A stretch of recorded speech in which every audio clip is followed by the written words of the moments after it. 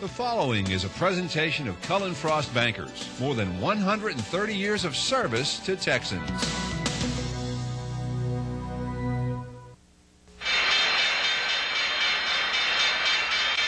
This is the story of a Texas bank.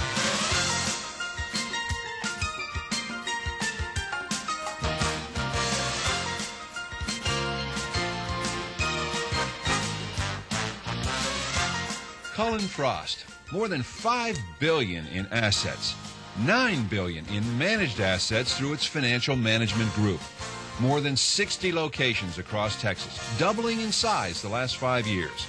A financial institution building its future on rock-solid values and roots that go as deep as Texas itself. As you look at the history of this company, over 130 years, you're going to go through all kinds of times. And there has to be something that is consistent through those kinds of times, and it's our values.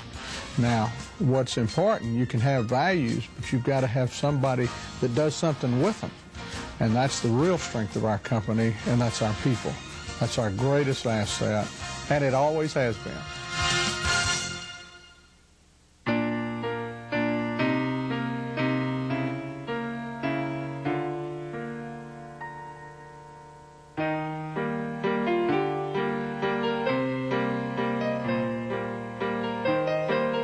Thomas Claiborne Frost came to Texas as a young college instructor. He studied law with Sam Houston and was appointed a Texas Ranger. During the Civil War, he served in the Confederate Army, first as a captain, then a colonel. It was a title that would remain with him the rest of his life. After the Civil War in 1868, he joined his brother in the mercantile business on Main Plaza in San Antonio. The banking business started with his lending to his customers or selling to them on credit.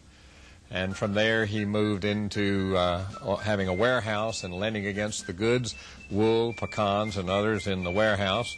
And from there, grew the banking business, and later he moved from the mercantile business to the banking business. One of the most important things I think about Colonel Frost is how he adapted to the conditions and to what happened, and his basic values allowed him to continue to succeed when he changed from one element to another. After operating as a private bank for many years, warehousing and financing his customers' wool goods, in 1899, with resources of $1.3 million, Colonel Frost received a national charter for the bank. The seeds of change had been planted. Business was robust in 1922 as the bank built a 12-story skyscraper on Main Plaza, where the original bank had been.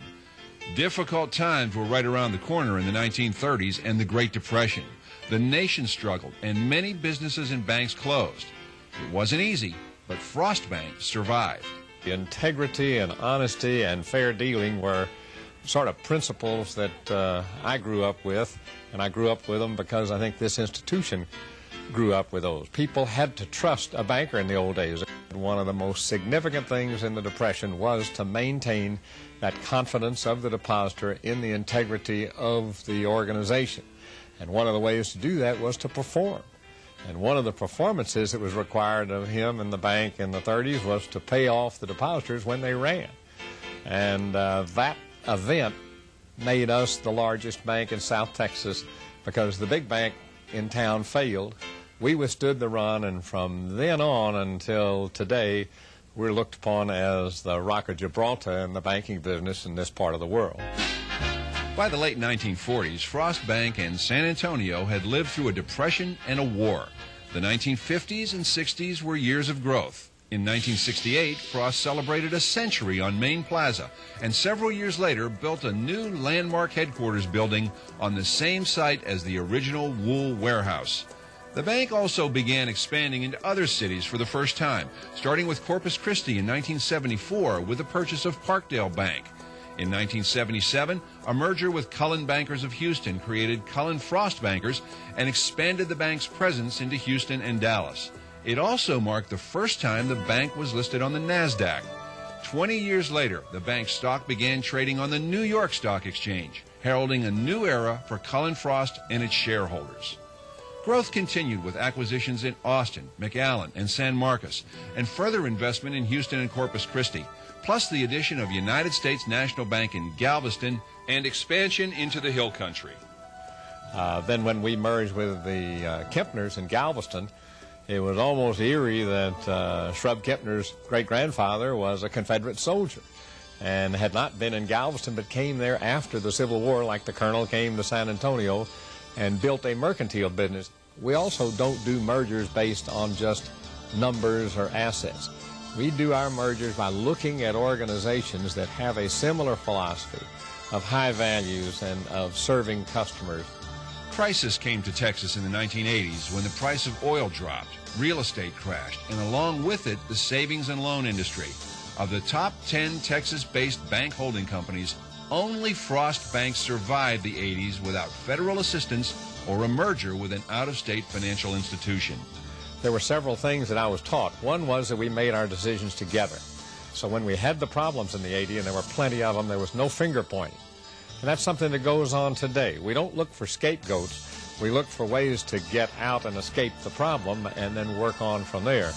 And I think the relationships we built with people based on their character and based on our confidence in them are what really got us through the 80s, because we didn't lend on projects, we didn't lend on hotels or shopping centers or things of that nature. We lent to people.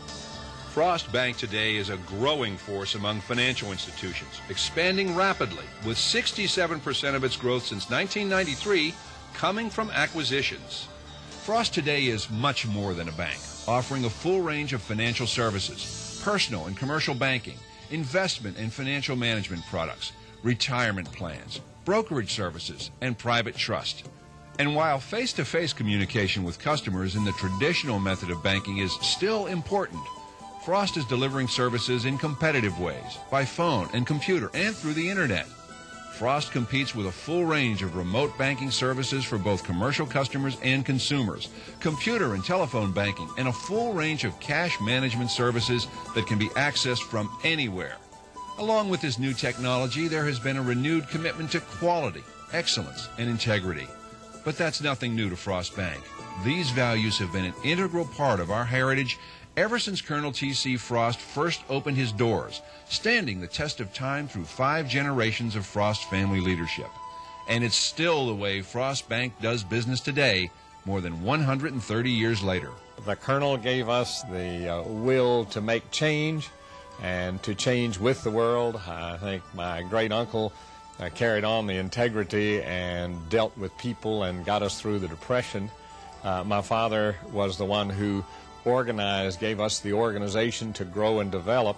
And what I think all of us have done since that time is we have continued to change when change was necessary. And I'm looking forward to the future, that this organization will continue to grow and prosper by not only building on relationships, but building those relationships based on the sound values that have come to us through the generations. Well, this is a great time in our life. This is a world today that's exciting. It's full of change. So when you can take the technology of today and tomorrow and combine that with the values of our past and do it with wonderful people, there's nothing better.